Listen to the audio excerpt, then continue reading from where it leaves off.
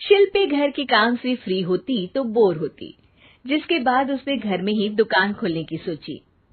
अरे ये इतने सारे कपड़े, अरे बहू क्या करेगी इनका? माँ जी, मैं घर में बोर होती हूँ तो सोचा सामने के कमरे में कपड़ों की दुकान खोल लूं। घर का काम भी हो जाएगा और 4 पैसों की कमाई भी। अरे वाह वाह, ये तो बहुत ही अच्छी बात है। मैं भी तेरी मदद कर दिया करूंगी। वाह माँ जी, तब तो मजा आ जाएगा।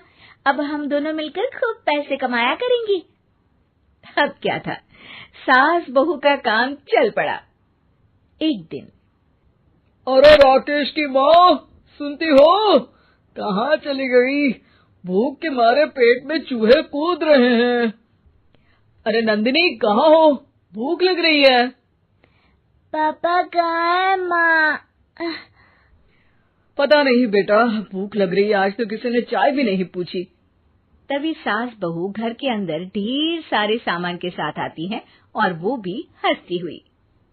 अरे वाह बहू, ये तो बड़ी अच्छी मार्केट दिखाई तूने। बड़ा ही सस्ता सामान था। हाँ माँ जी, और ये सामान हम डबल पैसों में बेचेंगे, मजा आ जाएगा। अरे बहू, भूख लग रही है, कुछ खाने को दे दे। माँ क्या बात है, आज किसी ने पापा को चाय भी नहीं दी? अरे बेटा, अब 40 साल में तेरे पापा ने क्या चाय बनाना भी नहीं सीखा? अरे बेटा रहने दे अब इस बहस को। तुम लोगों ने वैसे बनाया क्या है? बहू परेशान हो जाती है और सास को अकेले में लेकर जाती है। माँ जी, आज तो हम लोगों ने खाना ही नहीं बनाया।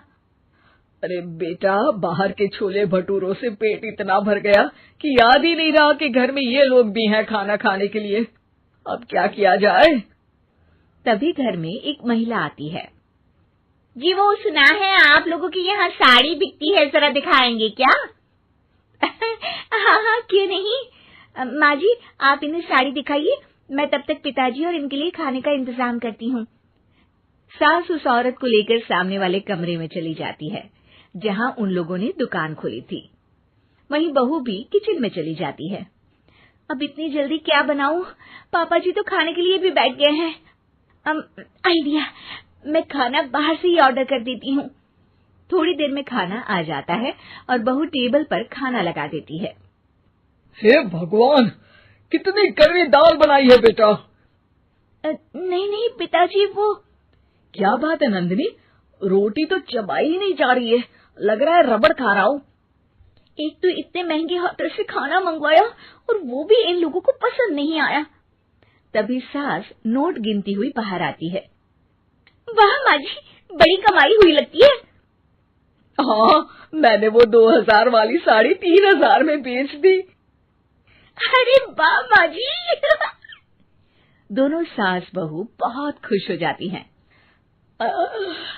मेरे पेट में ना बेटा जोर का दर्द हो रहा है। अरे माँ, क्या हुआ? पेट में दर्द? बाहर का कुछ खाया था क्या? मैदा तो नहीं खा लिया? मैंने छोले भटूरे खाए थे। माँ क्यों खाए? आपको तो पता है कि आपको मैदा सूट नहीं करता। चलिए माँ को डॉक्टर के पास ले जाते हैं। तभी अंदर से पापा की आवाज आती है। हे भगवान, मेरा तो पेट खराब हो गया। सब पिताजी के पास जाते हैं। पिताजी, आपको क्या हुआ? खाना बासी था शायद।